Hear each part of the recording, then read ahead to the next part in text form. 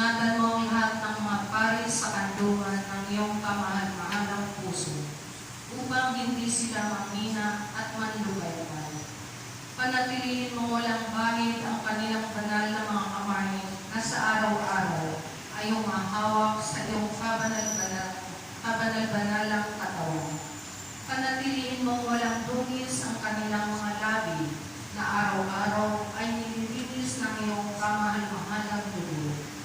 Panatilihin malinis at di makamundo ang kanilang puso na may kapilang tatak ng pagkakari. Paligiran mo sila ng iyong banal na pag-ibig at ipagsanggalang sa mga makamundong bagay. Basbasan mo ang kanilang mga gawain ng saganang bunga at naway ang kanilang pinaglilingkuran ay maging ligaya nila at aliw dito sa lupa at sa langit. Sila nawa ang kanilang walang hanggang tagumpay. Iyon nawa itong ipahintulot ngayon at magpakailanman. Amen. Diyos na totoo at tao namang totoo, Panginoon nating Jesucristo, ang huling hapunan ay inilagak mo para kami magkasalo-salo sa alaala ng iyong pag-ibig.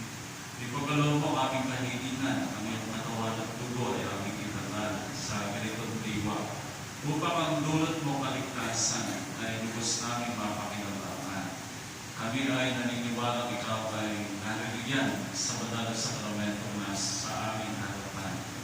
Iniibig namin kaming nakakatipon ay kayo mong mapasalo ng buhusan sa bunga ng banal na pakikinabang sa iyong buhay na dinudulot sa piling ng paghahain ng iyong katawan at dugo, banal, kasama ng Espiritu Santo, sa walang hanggan. Amen.